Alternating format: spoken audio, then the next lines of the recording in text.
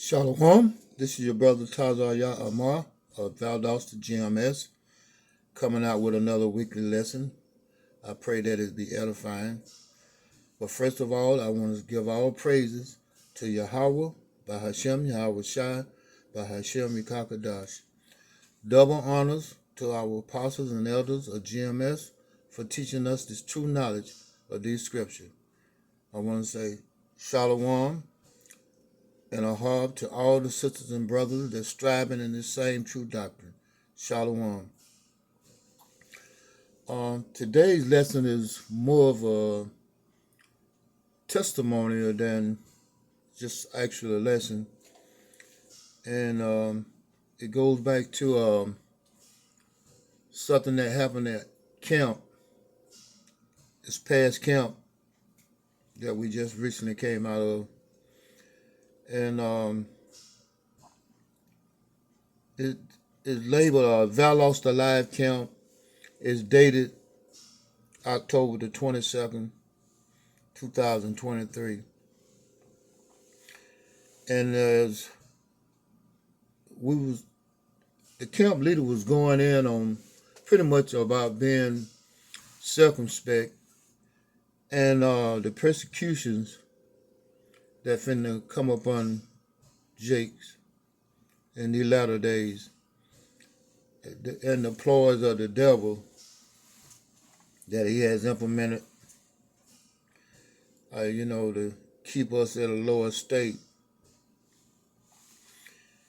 And at the time marker, 17 minutes and 4 seconds, he spoke about, being circumspect about what comes out of our mouth in these latter days, because, these devils know that they have a short time, and so hey, they're looking for anything to persecute us with, or to come against us with, so they can use it as a means of, pretty much. We all know they want to get rid of us. So, like I said, the minute marker 1704, I guess it had to be the spirit that led him to bring that out about, putting a bridle on our tongues, pretty much. And then, lo and behold, at the time marker, as we was going in the lesson, an hour, 3 minutes and 40 seconds later, lo and behold, here come a bug out, and he shouted out, "Free Israel, fuck Palestine." And we completely ignored him, which I said was the spirit too, because he had no idea was what we was speaking about, but he came out of his mouth with those sentiments. Had we not been in order, had not the spirit been dealing with us, as well as the camp leader, just reminding us to be circumspect about what come out your mouth. We could have said anything. We could have responded and said anything. We could have said, well, we could have came out with the truth. We could have said, hey, not only fuck Palestine, but hell, fuck those Israelis that's over there too. Those small hats and them rag heads. We could have went back and forth with this bug out. But hey, it would have been all vanity, hey, that'd have been a weapon that they could have used against us. And who knows? This devil could have been the same spirit that devil was in, Lewiston, Maine. Hey, as Apostle Tahar brought out, say, hey, peoples in Maine are in Maine because they want to get rid of, they don't want to be around, Jakes. And lo and behold, here come this devil and bring, hey, terror on his own people. So just something to throw out there. So anyway, as I was saying, this hey, he could have been in the same spirit had we went back and forth with him. Hey, who's to say that he wouldn't have pulled out a weapon and shot up the camp? And what would the narrative be? They probably would have roped the scene off. Those modern day slave catchers would have came in and planted weapons on us and made us the villain and made him the victim.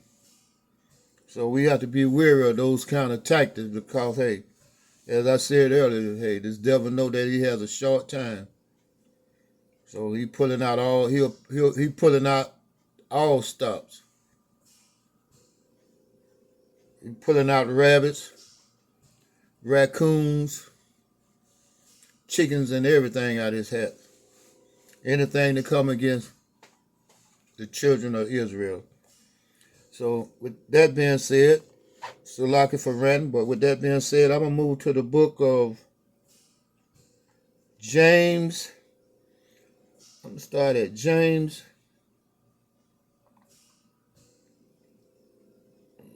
Let's see. Salaki. James 1 and 26. And it reads, if any man among you seem to be religious, and bridle not his tongue, but deceiveth his own heart, this man's religion is vain. As I just recently said, hey, we have to be circumspect about what come out of our mouth, because they'll use the least little thing we say that seems that is offensive to these devils. Hey, they're going to use that as a means to come against us, with force. And that's what they want to do anyway. So, hey, why give them the ammunition to do what they want to do? And with that, I'm going to move to the book of Ephesians. The book of Ephesians, chapter 4, verse 29. And I'm going to read down to 31. The book of Ephesians, chapter 4, verse 29. Let no corrupt communication proceed out of your mouth, but that which is good to the use of edifying, that it may minister grace unto the hearers. That's our whole duty, is to minister to the hopefully elect. We're not to go out here and debate with these reprobates and go back and forth, lip battling with these heathen. Hey, if they don't receive it, hey, if they don't receive it, you can't force it on them. Ephesians chapter 4, verse 30. And grieve not the Holy Spirit of the Most High, whereby ye are sealed until the day of redemption. We're not to, feel any kind of way, when people come up against us, scoffers and mockers. Hey, that let us know that, hey, we're on the right path. That should be a faith booster. Ephesians chapter 4, verse 31. Let all bitterness and wrath and anger and clamor and evil speaking be put away from you with all malice. Why should we be lip battling, letting these people somehow or another get up under our skin? We got to be thick-skinned. As Yahweh Shai said, hey, hey, if the world hated me, they're going to also hate you. So, hey, that is to be expected. And with that, I'm going to move to the book of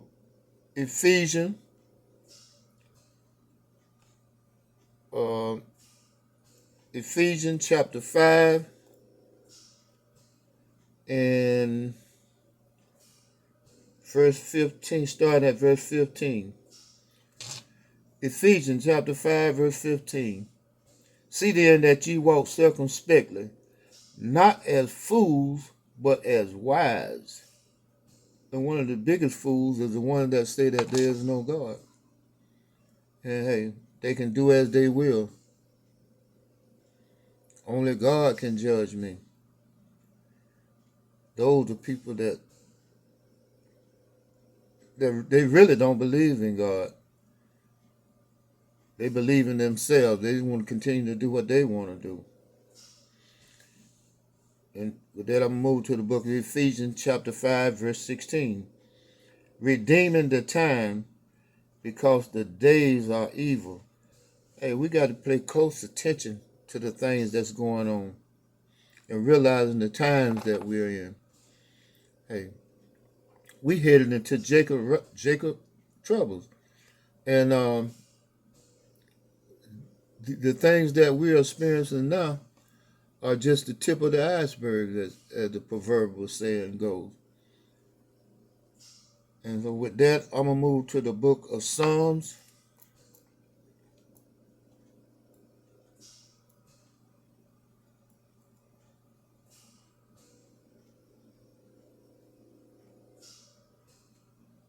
Okay, so like the book of Psalms, chapter 39, starting at verse 1. This is the book of Psalms, chapter 39, starting at verse 1. To the chief musician, even to Jethum, a psalm of David. I said, I will take heed to my ways, that I sin not with my tongue. I will keep my mouth with a bridle while the wicked is before me. You know, that's mean we got to be circumspect and be able to control our emotions while we're amongst these devils. While we was out there on the hedges and the highways, you know, bringing out these scriptures. You got to make sure that everything that we say can be backed up with scriptures. And with that being said, I'm going to move to the book of Proverbs 27.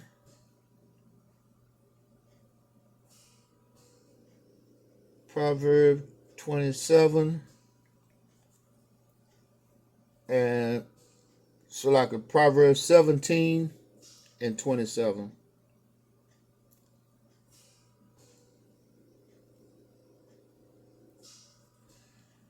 Proverbs chapter 17, verse 27. He that hath knowledge spareth his words, and a man of understanding is of an excellent spirit. You know, when he coming into this knowledge,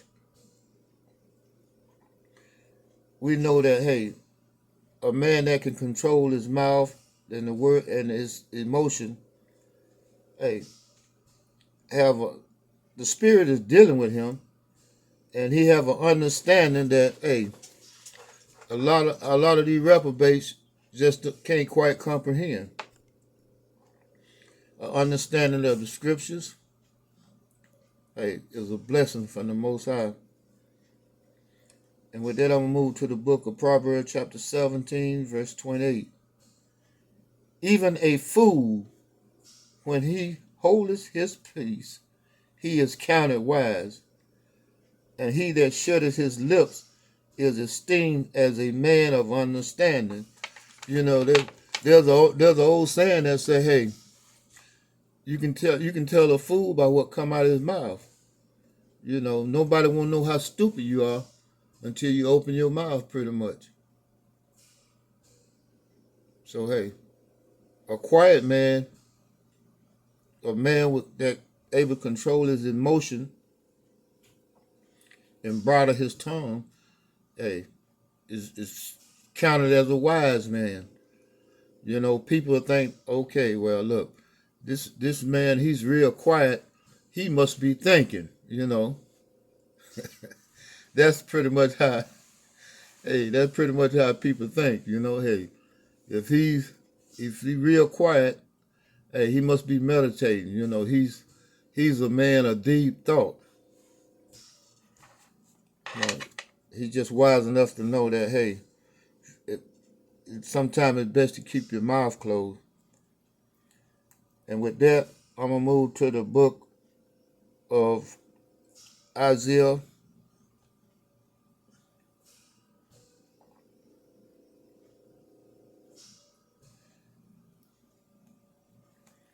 40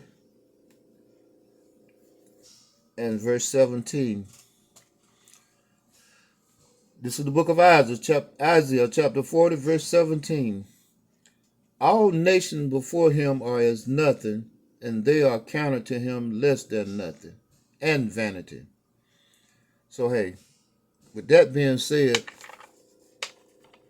these people have a deep rooted hate for you, knowing that, hey, the Creator chose you out of all the nations on the face of the earth to be his people, his children. Hey, imagine how that must feel